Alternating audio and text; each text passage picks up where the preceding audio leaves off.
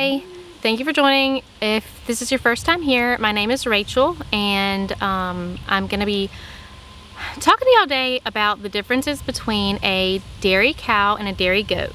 So if you're considering getting one or the other or both, and you really don't have any experience about it, we're going to talk about the pros and cons, because there are definitely pros and cons for each, and some of the different things that you need to consider before you get one or the other for your homestead, because they're not right for everyone. Each animal, a cow and a goat, both have pros and cons that are going to make them suit different people's homesteads better. So I tried to, it's going to be really long. I tried to do a really comprehensive look at the differences, and I'm sure you will see in the background back here at some point the animals. We do have both Nubian milk goats and a Jersey milk cow, so this is from personal experience. I also grew up having dairy animals when I was younger. I was the cow milker, my brother was the goat milker, so we had both growing up as well, and then as an adult we now have had both. So personal experience is not just like something I researched on the internet. So hopefully it'll help you if you're struggling to make that decision, or you're not sure where to go, which one you want to try. Hopefully this will help you. And I do have a blog post about it.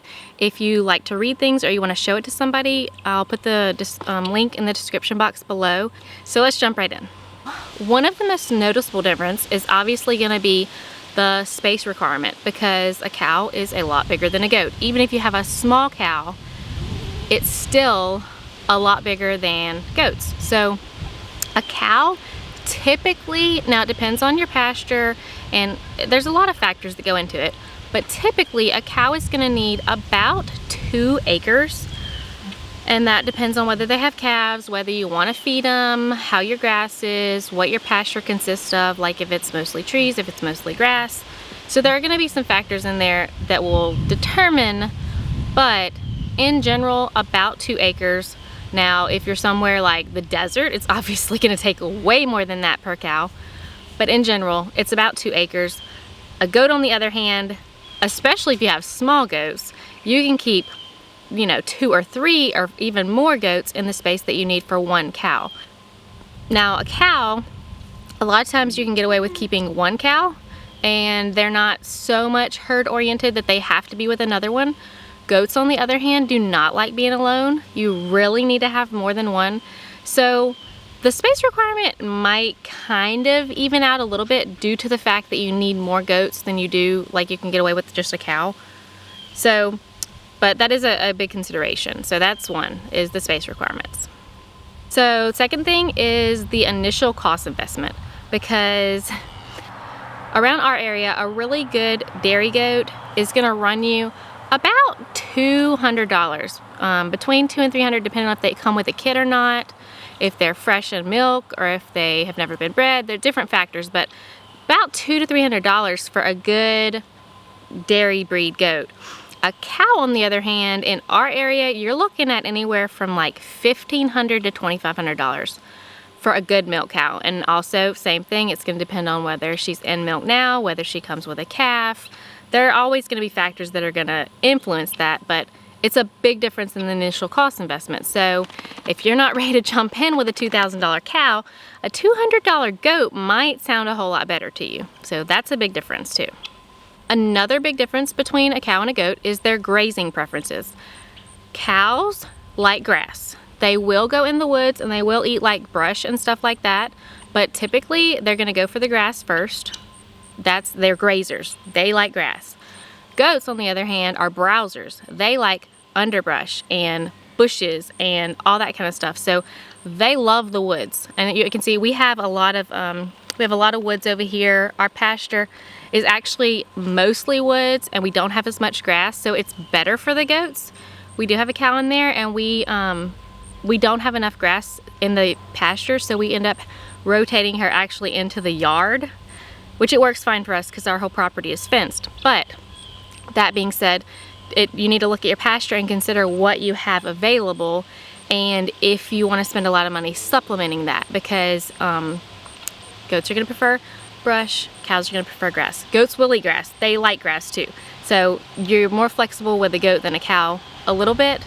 And then on the same line is the feed cost difference between the two, because a cow is gonna eat way more than what a goat's gonna eat. And more than likely, unless you live like in the tropics, you're gonna have to feed hay in the wintertime because your grass is gonna all be dead. A lot of people feed goats hay year round. Now we don't, because we do have all the woods and stuff, which they love, but a lot of people will feed hay to goats year round. Goats and cows, they need that roughage. So even if you're giving them grain and feed during the wintertime, they need hay to keep their rumens working correctly. So typically cows, you'll feed them a round bale, goats, square bales, which, I mean, you don't have to do, it's not set in stone that that's what you have to do, but that's just typical. So cows can eat way more feed in the winter and way more hay than a goat will, just obviously by means of their size. And just for reference, like our dairy cow, we feed her about a half a 5-gallon bucket of feed in the morning and in the evening. So she's eating about 5 gallons of feed every day. The goats, when we were milking, they were barely finishing off a 1-gallon bucket between the two of them in the whole day. And that was probably a little bit more than they needed to be eating, but one of them is, she was really poor, and so we were trying to put some weight on her. But so that's a big difference, 5 gallons for 1 cow versus 1 gallon for 2 goats. So one of the most notorious differences between a goat and a cow is the fencing requirements. I don't know if you can tell, but this fence we have back here, it's net wire. That's what they call it in our area. It's just a square wire that you can see the little goaties back there. It's a square wire that is solid, basically. It's not solid, but it's not barbed wire. You can't keep a goat in with barbed wire. You can't keep him in with smooth wire, like a smooth 3-wire fence. And you really can't keep them in with electric fence either, although they do have some electric net fence kind of things. A cow is so much easier to keep in. You throw up 3 strands of barbed wire and your cow's gonna stay. You try to keep your goat in anything less sturdy than something like a welded wire or a net wire, and you will constantly be looking for them because they will be out. They're like Houdini. And some people don't have trouble with their goats, but in general, goats can get out of pretty much anything. And even like you have to watch your gates. If your gates are too high, they'll go under it. If you're trying to keep them in something not strong like chicken wire, they will make holes in it and they will go through it. So goats need a really sturdy fence, which is gonna be an investment. Like, this stuff is way more expensive than barbed wire and building a cow fence. So that's definitely something to consider. The fencing requirements are very different, and you really have to have a good fence to be able to keep goats in. Now, another option, like I said, is that electric net wire stuff. I have seen people use that and they say it works really well. I don't know how long it lasts or how sturdy it is, but if you need something more temporary or you want to move it around different areas, that could be a good option. So the next point is the shelter needs / hardiness difference between the cows and the goats. Cows, we live like in Louisiana. It is hot all the time. I mean, it does get cold in the wintertime, but it's like a really wet, humid cold, and it doesn't usually last long. Our winters are usually like a month and that's it. But the cow, as long as they have a nice shade tree for the summertime, they are really happy. They don't really need shelter unless you're somewhere where like you have a bitterly cold climate and it's, 10 feet of snow outside all winter. Any animal's gonna need shelter in that kind of situation. But out here, down here, wherever you wanna call it, the cows are really, they don't have to have shelter. Now your calves will. Calves do not do well like getting rained on and being out in the elements. They need a shelter for keeping out of the weather and stuff like that. They just will do way, way better. But in general, as long as you got a shade tree for your cow, she's gonna be happy. And they love going and soaking in the pond when it's one of those hot, sweltering kind of days. They'll just go stay in the pond and all kinds of stuff like that. A goat, on the other hand, they're not nearly as hardy as a cow. They do need shelter. They don't like getting wet. In general, they are just so much more delicate. I think of it as the difference between like a teacup poodle and a hound dog. it's a huge difference in the hardiness. Like the goats just, they don't handle the elements well, and they need to have shelter. They need to be able to get out the rain and stuff like that. So that is a big difference. And another thing along the hardiness line is that goats can really have a lot of problems with parasites. You have to watch them close, you have to keep on top of it and check them often, because a goat will, like parasites will kill a goat pretty quickly if you don't stay on top of it and watch them. And they also get really resistant to different wormers because people like do the routine worming and stuff like that. Cows, I mean, they'll get worms, but don't think I've ever heard of somebody losing a cow because of worms. Not saying it couldn't happen. They can get really thin from them, but all you gotta do is give them a shot of wormer and they're better. Goats, you really have to watch them close, and you really have to stay on top of it because they will die from a parasite load. So that's another big difference between the hardiness. You need to learn about all that stuff. If you're gonna get goats, there's a lot more health-wise to consider than a cow. And like nutritional needs, they're very much more, what's the word? You got to be more careful with their nutrition. Like they'll get nutrition imbalances, mineral imbalances, they need copper, or they might get too much zinc and stuff like that. So there's a lot more to learn as far as dietary needs and, you know, parasites and stuff like that with goats. As far as like their reaction to injury, cows, you can have a cow that, you know, sometimes they'll get after each other. Like if you have cows that have horns, like you can have a cow that gets gored in the side, and sorry, this is gross, but literally like we'll have guts hanging out, and you can get the vet to come out, stuff the guts back in, sew her up, and she'll be fine. They don't, you know, they're pretty hardy. A goat, you can lose a goat that has kidding problems. Like if you have to pull a kid out because a kid gets stuck in her, she'll just go into shock and die. Goats do not handle pain well. They don't handle injury well. They go into shock really easily. So that's a big difference. It's not a make or break, but you need to be aware that goats they don't handle injury well, and they will go into shock really easily. But there are things you can do, like giving them vitamin B and stuff like that. So don't think that, you know, oh my goodness, goats, I don't think I can do this. It's definitely manageable, but there's a lot more to think about. So goats do not handle injury well.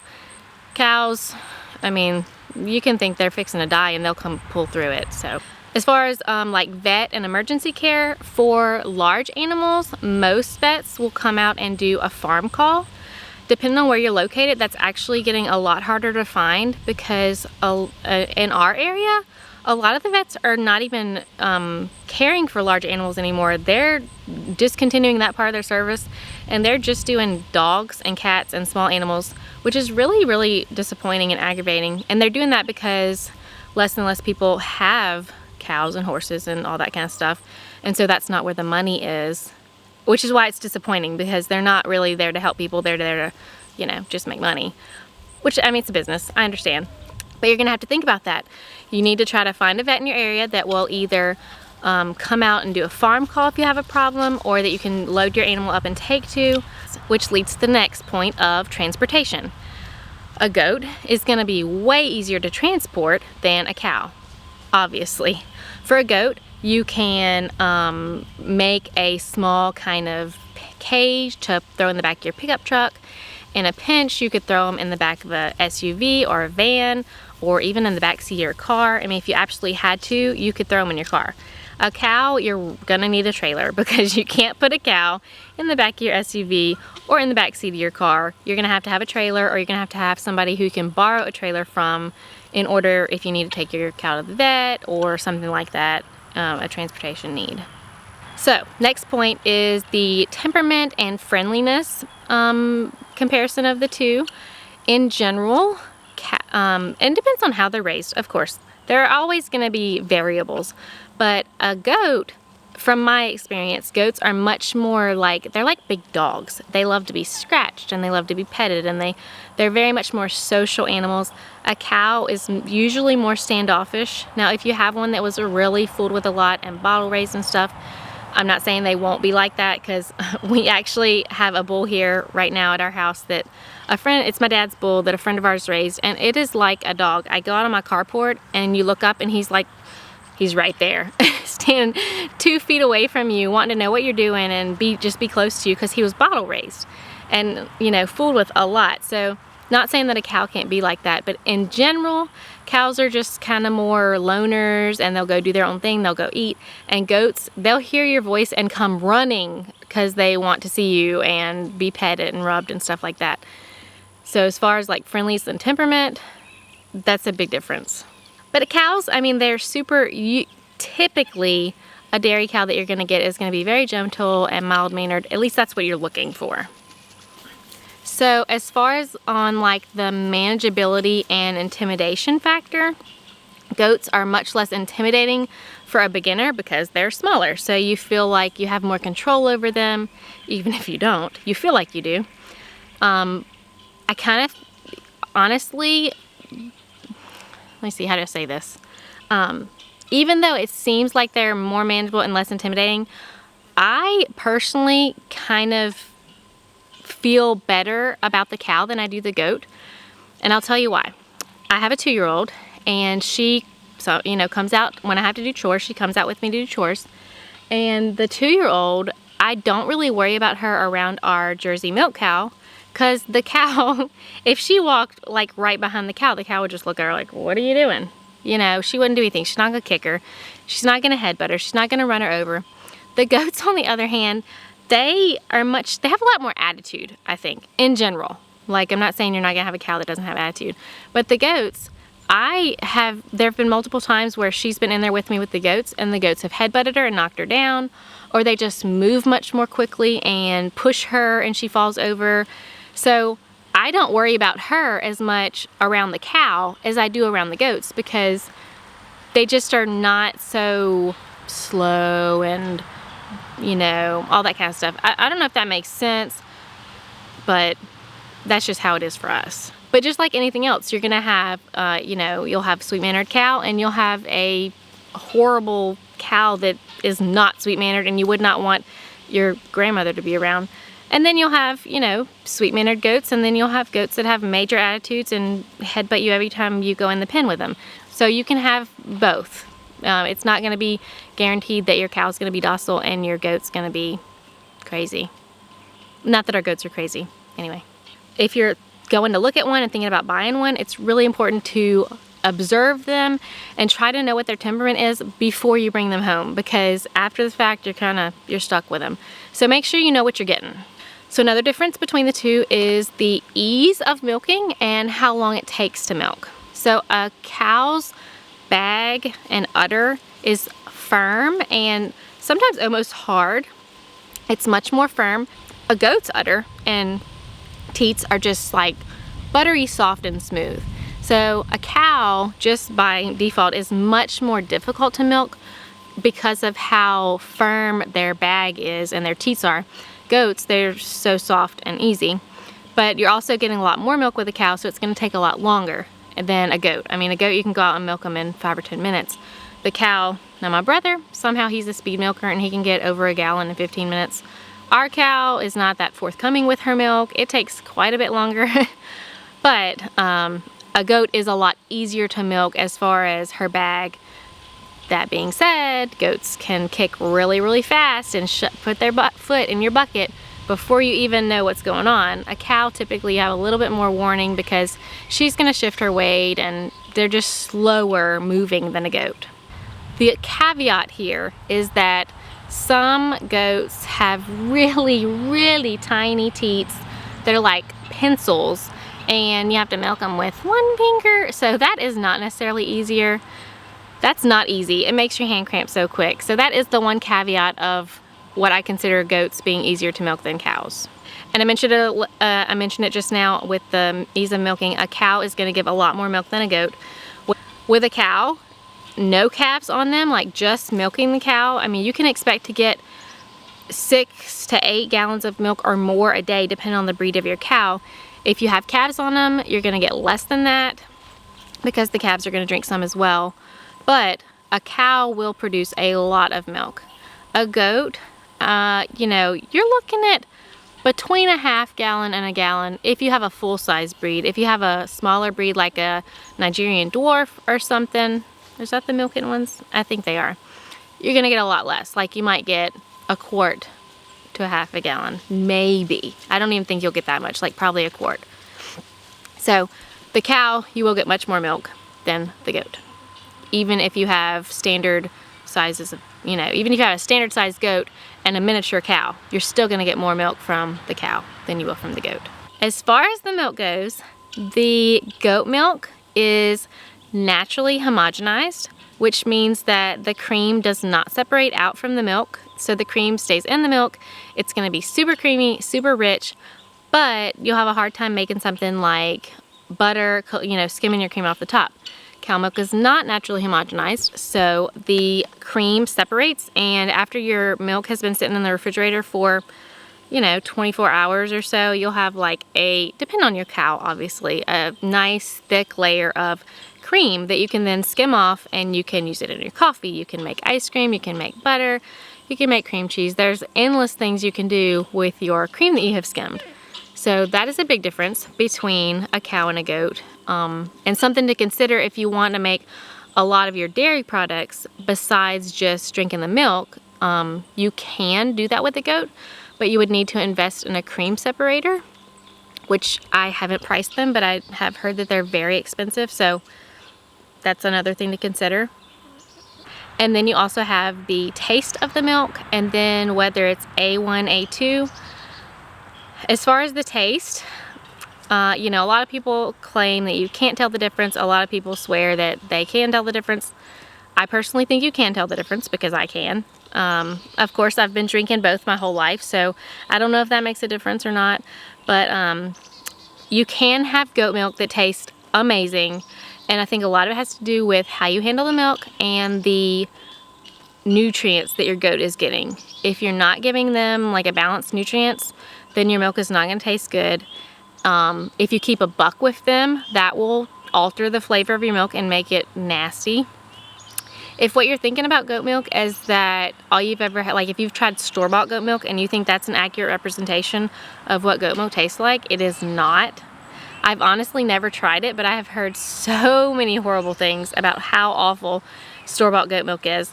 Fresh goat milk from healthy goats that are not on like bitter weed or something in your pasture, and they have good nutrition and you handle it right, it's very good. It's super rich and it doesn't have a goaty taste. Now I have heard that some breeds have stronger tasting milk than others.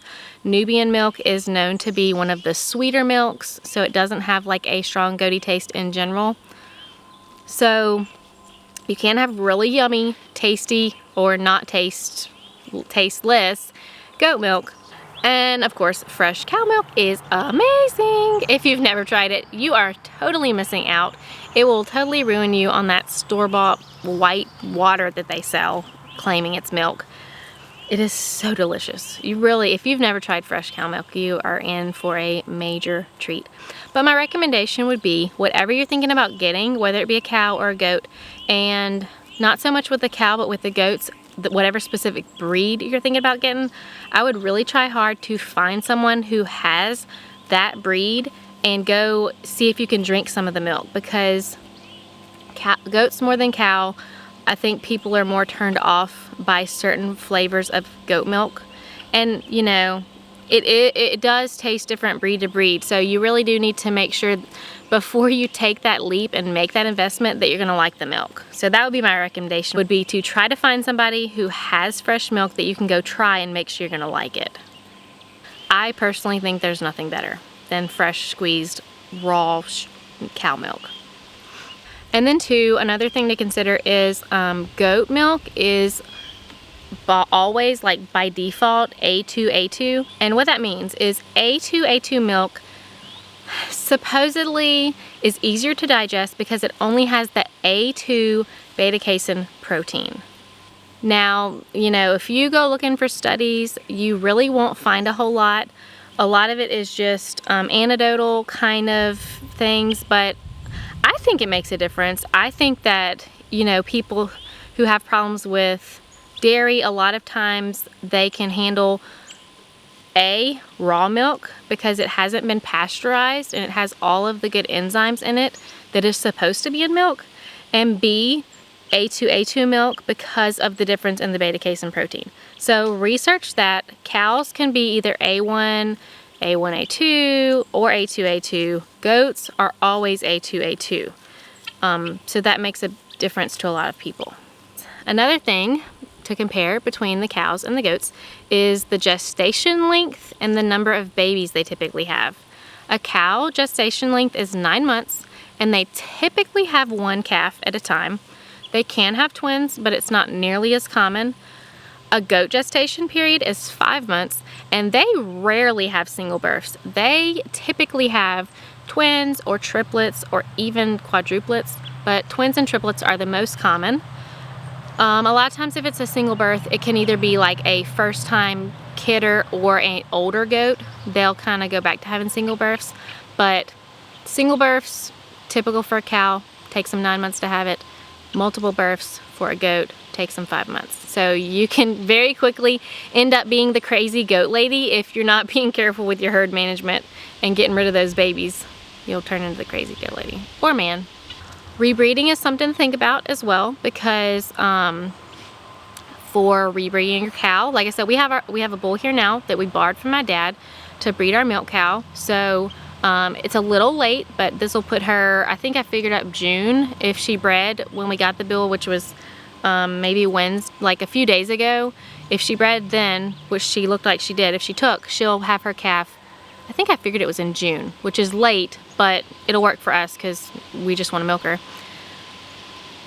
So if you don't know someone who has a bull that you can borrow or want to do artificial insemination, a goat can be a lot easier to deal with as far as getting them rebred, because a lot of times, and I mean around here, it's common around here, I don't know how common it is other places, but it's way easier to find someone with a buck that will breed your does, and you can take them over there or get the buck to your house for a few days or a week or however long, month, however long you need to. It's a lot more common to have like a community buck than to find somebody with a bull that will let you bring it to your house to breed. Now you can AI both goats and cows, so that's definitely an option if you don't have a option of getting a live one.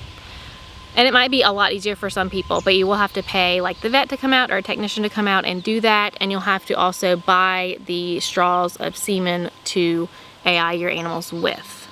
So that is definitely an option, but you will have to rebreed at some point.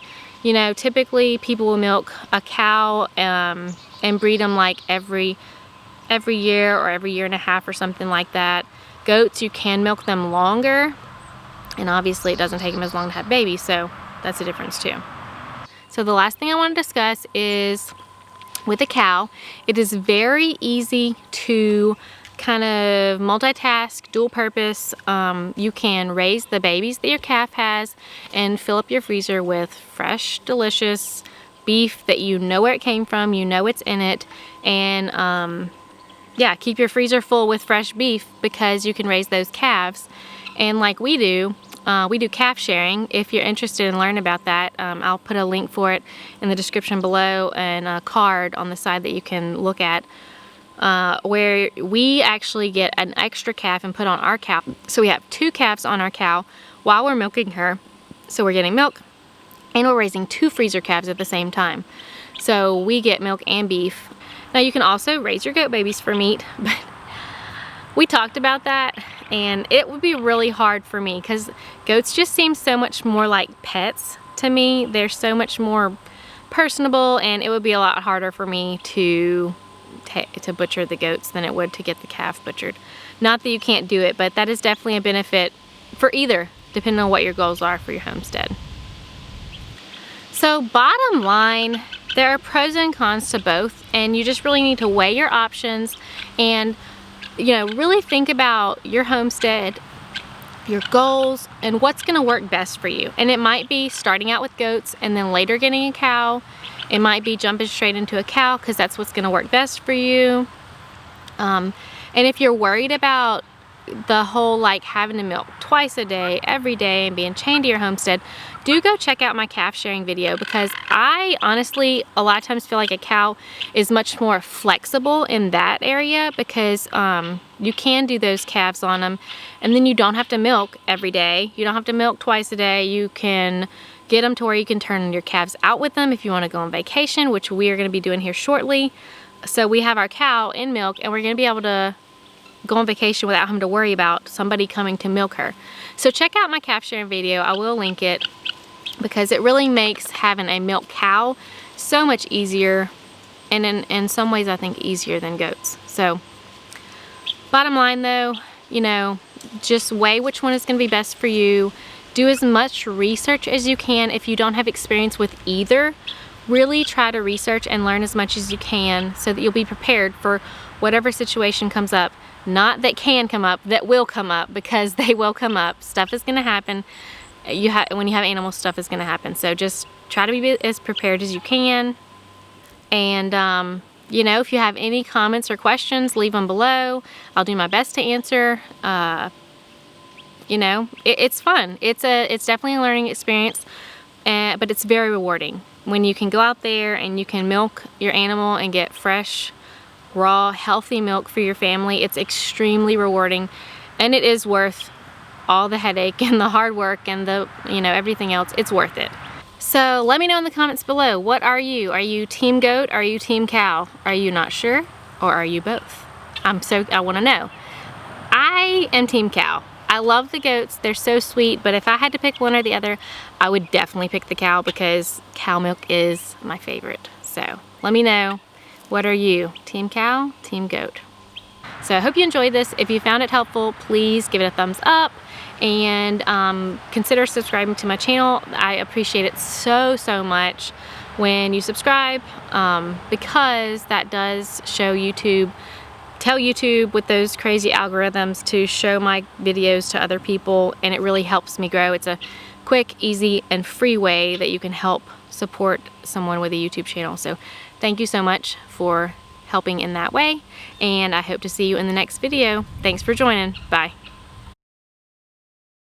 Today, if this is I think of it like the difference between a teacup poodle, but okay, that sounded horrible. Let's start that one over.